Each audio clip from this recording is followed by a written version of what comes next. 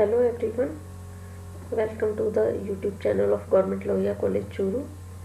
In today's session, we are going to discuss a short summary of Oliver Twist.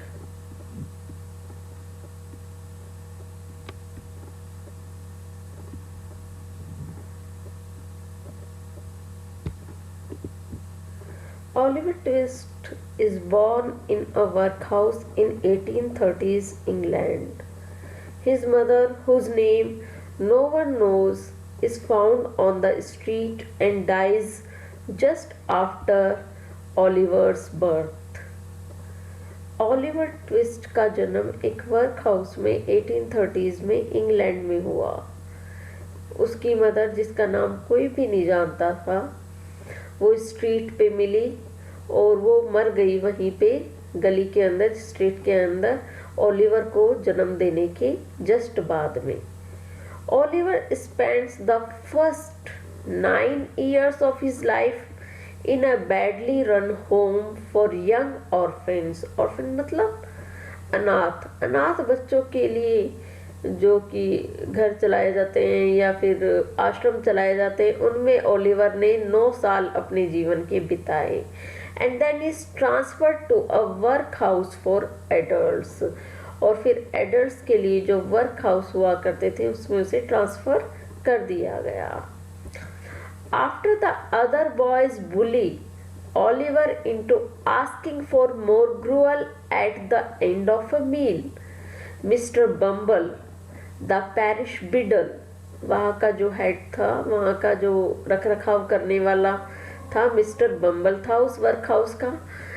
Oliver को कई बच्चे, दूसरे जो लड़के थे, वो बुली करते, बुली करना मतलब परेशान करना, उसे परेशान कर रहे थे और उसे उसके ऊपर दबाव डाल रहे थे कि वो थोड़ा और ज़्यादा खाना मांगे, क्योंकि वर्क हाउस के अंदर कंडीशन इतनी ख़राब थी कि बच्चों को पर्याप्त पेट भर भोजन भी नहीं दिया जाता था, उन्हें जो है आधा भूखा रखा जाता था।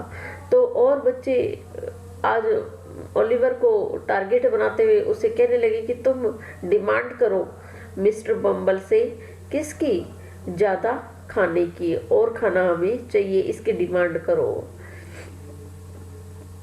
Mr. Bumble, the parish beadle, offers 5 pounds to anyone who will take the boy away from the workhouse. Mister Bumble ने जब ओलिवर ने उनसे ज़्यादा खाना मांगा तो उन्होंने एक अनाउंसमेंट कर दिया कि वो 5 पाउंड्स देंगे जो कोई भी ओलिवर को वर्क हाउस से लेके जाएगा। Oliver narrowly escapes being apprenticed to a British chimney sweep and is eventually apprenticed to a local undertaker, Mr. Sowerberry. एक बहुत ही क्रूर चिमनी स्वीप को वो लोग अप्रेंटिस बनाकर भेज रहे थे ओलिवर को उसका, लेकिन ओलिवर वहाँ से भाग निकला और फिर वहाँ पे किसी लोकल अंडरटेकर मिस्टर सोवरबेरी ने उसे अपने अंडर में लिया। When the undertaker's other apprentice No Claypole makes disparaging comments about Oliver's mother, जब दूसरे Undertaker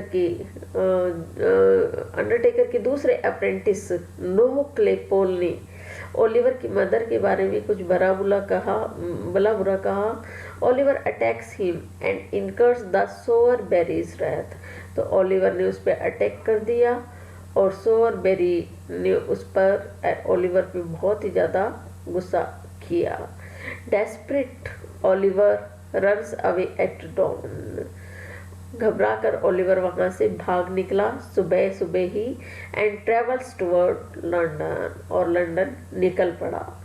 outside London Oliver starved and exhausted meets Jack Dawkins, London के बाहर उसकी मुलाकात जैक डॉकिंस से हुई, a boy of his own as.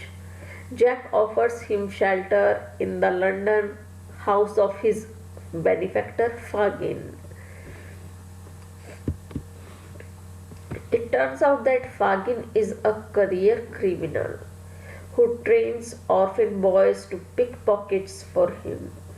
फागिन एक criminal था जो कि ट्रेन करता किसको, ऑर्फिन को, अनाथ लड़कों को जेब काटने के लिए।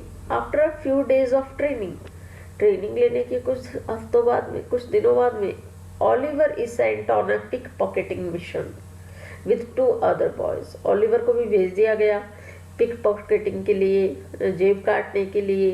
2 लड़के भी उसके साथ में भेजे गए। When he sees them swipe a handkerchief from an elderly gentleman, जब उन्होंने देखा कि, जब ऑलिवर ने देखा कि वो लोग हैंकरचीफ चुरा रहे हैं एक एल्डरली जेंटलमैन से, ऑलिवर इज हॉरिफाइड, ऑलिवर को बहुत ही डर लगा। एंड रन्स ऑफ, वो वहाँ से दौड़ गया, भाग छुटा। He is caught but narrowly escapes being convicted of the theft. Mr. Brownlow, the man whose handkerchief was stolen, मिस्टर ब्राउनलो जिसकी हैंकरचीफ चुरा ली गई थी, takes the feverish Oliver to his home, उसने एकदम घबराए हुए उस ऑलिवर को अपने घर पे ले गया। And nurses him back to health, और उसकी देखभाल करके, उसकी सेवा करके उसे दोबारा उसके स्वस्थ बना दिया। Mr. Brownlow is struck by Oliver's resemblance to a portrait of a young woman that hangs in his house. Mister Brownlow को बहुत ही आश्चर्य होता है कि उसके घर में जो पोर्ट्रेट एक यंग वुमन का टंगा हुआ था, उससे ओलिवर की शक्ल बहुत ही मिलती जुलती थी। ओलिवर थ्राइव्स इन मिस्टर ब्राउनलोज होम, ओलिवर की अच्छी देखभाल हो रही थी, पल बढ़ रहा था और ब्राउनलो के घर पे। But 2 young adult in Fagin's gang, लेकिन जो 2 यंग एडल्ट होते हैं फागिन के गैंग में, क्या नाम होता है उनका, bill Sikes and his lovers Nancy, capture Oliver, वो ओलिवर को ढूंढ निकालते हैं। एंड रिटर्न हिम टू फागिन, और फागिन को वापस दे देते हैं, उसे सौंप देते हैं। Fagin sends Oliver to assist Sikes in a burglary, burglary मतलब चोरी। तो फागिन ओलिवर को भेजता है असिस्ट करने के लिए साइक्स को एक चोरी के अंदर, एक बर्गलरी के अंदर। Oliver is shoot by a servant of the house and after Sikes escapes is taken in by the woman who live there. Oliver को गोली लग जाती है वहाँ पे, साइक्स भाग जाता है और ओलिवर को वहाँ पे रहने वाली एक वुमन मिसेस मैली अपने घर पे मतलब अंदर ले लेती है। एंड हर ब्यूटीफुल अडॉप्टेड नीस रोज, और उसकी ब्यूटीफुल जो नीस होती है रोज, वो उसे अंदर ले आती है। They grow fond of Oliver, उन्हें ओलिवर बहुत ही पसंद आता है। And he spends an idyllic summer with them in the countryside, और वो भी बहुत ही अच्छी दिन गुजारता है उनके साथ में।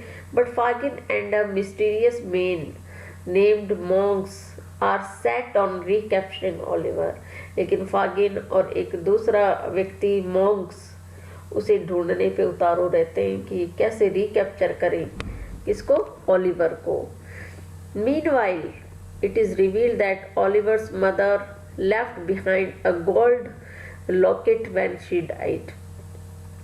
इसी दौरान पता चलता है कि ओलिवर की मदर एक गोल्ड लॉकेट छोड़ के गई थी ओलिवर के लिए जब वो मरी थी।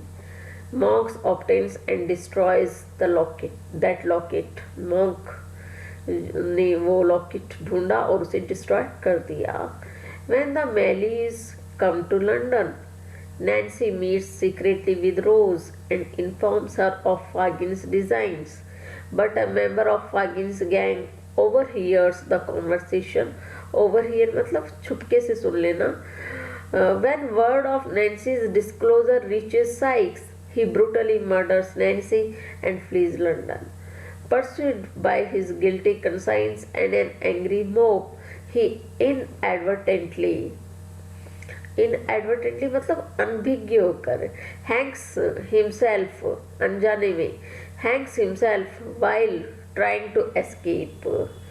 Mr. Brownlow, with whom the Mellies have reunited Oliver, confronts Monks and wrings the truth about Oliver's parentage from him. It is revealed that Monks is Oliver's half-brother. Their father Mr. Leaford was unhappily married to a wealthy woman and had an affair with Oliver's mother, Agnes Fleming. Monks has been pursuing Oliver all along in the hopes of ensuring that his half brother is deprived of his share of the family inheritance. Mr. Brownlow forces Monks to sign over Oliver's share to Oliver. Moreover, it is discovered that Rose is Agnes' younger sister, hence Oliver's aunt. Fagin is hung for his crimes. Finally, Mr. Brownlow adopts Oliver, and they and the Malleys retire to a blissful existence in the countryside. Thanks.